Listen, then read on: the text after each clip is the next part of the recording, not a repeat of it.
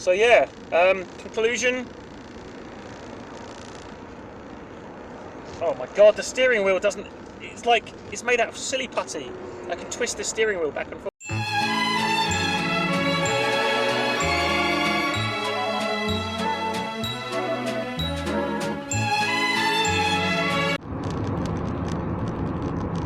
So enclosed here is my review of the, I think it's 1998, I guess, Ford Mondeo. So my MG's in the garage at the moment.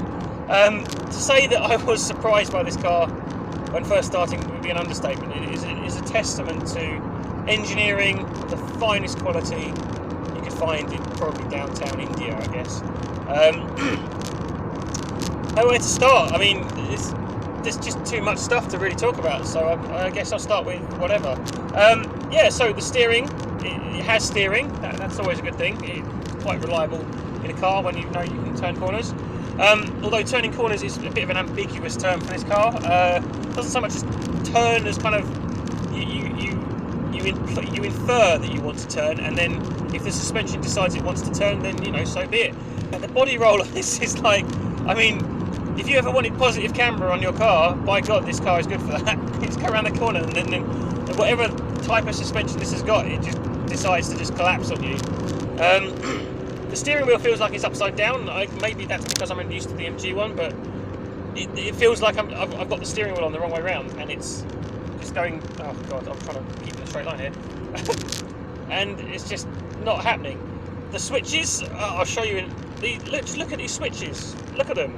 They imply that something turns on, and you're not quite sure what. And it's only when you realise that there's a little thingy next to it that you think, oh, well, that's probably what it's for. But initially, it's just like a glowing orange light. I mean, does that turn on the self-destruct system? Does that turn on the hazard lights? I don't know. Again, the petrol gauge is kind of more of an inference of what's in the tank than an actual register. Again, that's not a problem for me because I've been driving Rovers for years. I'm used to that. Depending on what time of day it is, the petrol gauge can go up, down, or turn off completely. Wing mirrors. We've got wing mirrors. They're kind of about the size of a postcard. Not electric, of course, because electricity hasn't been invented yet when they made this car. They were still running on cogs and steam. So here's my favourite, is the boot locking mechanism that isn't actually in the boot door itself so much as on the side of the car, which is always nice for aesthetics. I'm sure you will like to have a nice car, nice boot lock on the side of your indicator door. That's a good place. As I'm about to show you, the gear stick goes from left to right, and it's kind of not so much a standard H pattern as a zigzag pattern that kind of decides which I don't know, is it like an Escher gearbox?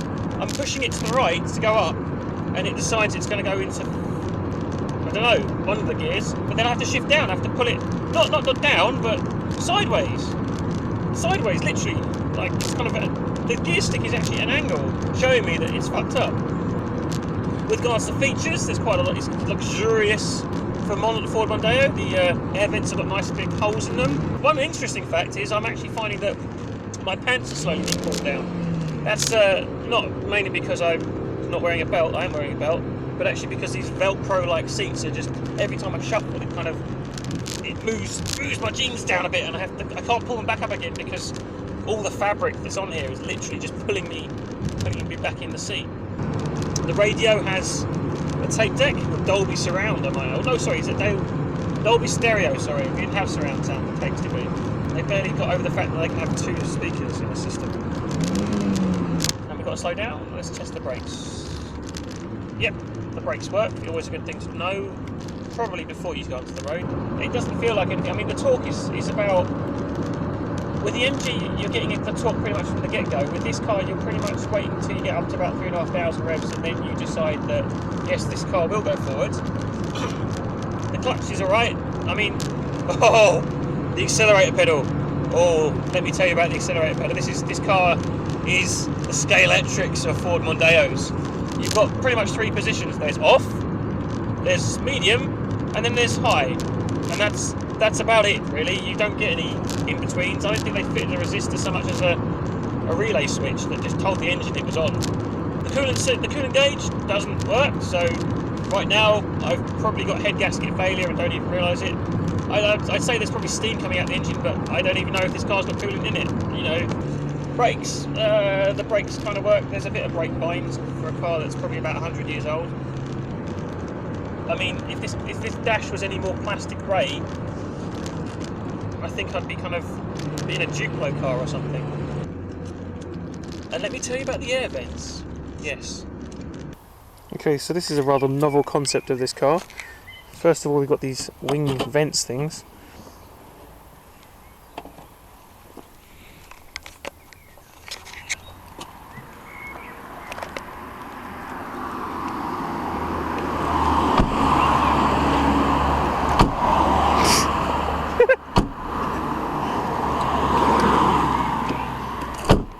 So this has got electric windows that they've managed to install. Again, if you look at it, it's kind of not quite self-apparent which window's which straight away. Again, that's probably just a learning curve. I tend to just, you know, there's no, down by my left-hand side, there's nothing. There's a pen holder. Oh my fucking god, they put a pen holder in. That's genius. What? No wonder this car's a piece of shit. They put all their R&D into making ergonomics like that. This is who the fuck? Seriously, if you want a car and you're driving along, you want to write some notes down. Not when you're driving along, but you know, when you're parked up, because I don't do that. But you know, you need to write a number down or an address. You need a pen. And you know, in a standard car, where the hell are you going to keep it? It slides around in the glove box or the cigarette lighter tray. I usually keep mine up by the wing mirror. I usually keep mine up by the flappy thing, called the thing that, what's it called? Sun visor. That's it. There's a thing with the glowy thing in the sky that stops you getting blinded.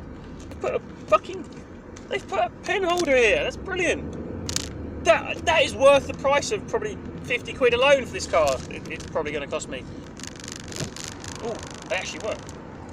Just tested the electric windows. It has a sunroof, although you probably need to crank it with several slave miners for about 5 minutes to the beat of a drum to get it open.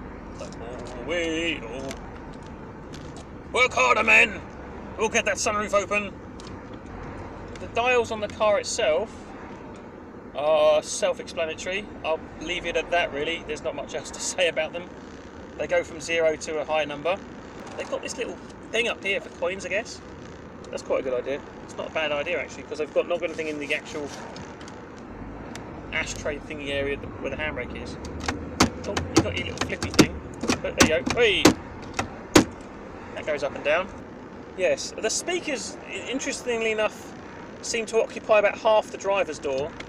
I don't know why that is. I mean, with electricity not yet being invented, why you think you could need speakers in this car? They look about 8 inches big. There's enough room in there for at least, well, I wouldn't say a can of Coke because that wouldn't really fit. Can of Umbungo. You get a couple of cartons of Umbungo in there. That's worthwhile. The lack of leather interior is expected. I think they probably had to use all their leather just to make the engine, I think. The interior light does work. Although quite how, I don't know. Maybe it's gas power, probably. The bizarre thing is, with these boot switches and for your petrol flap switches, it's like you pull it up to go to the petrol cap and you push it down to pop the boot. But when I've done it, it does both, like at the same time. None of the light switches work. All the switches aren't on the dash. They're on the, you know, down by your knees. There are lights on here. I haven't actually tested to see if they work, but the indicators, I've got like micro penis syndrome, and I think if they were any smaller, they might as well have just put buttons on it. In conclusion, shit. People talk about Ford cars being reliable, but Jesus Christ. Would you honestly want to own one of these in comparison to a Rover? I mean, I don't like Rovers in their styling generally. I prefer the MG stuff a bit more. And even that's kind of, you know, you're expecting basic styling, but this is like, if you could actually get laid in this car, you'd probably be having to pay for it to begin with. And even then, they'd give you your money back just so that they could get out of the car. I think this is a car for the elderly, probably. Although, this is probably where the elderly get the reputation for being bad drivers from. They're not bad drivers, they're just driving these cars. So, in conclusion, buy anything else but this. Dear God, buy a Kia, for God's sake.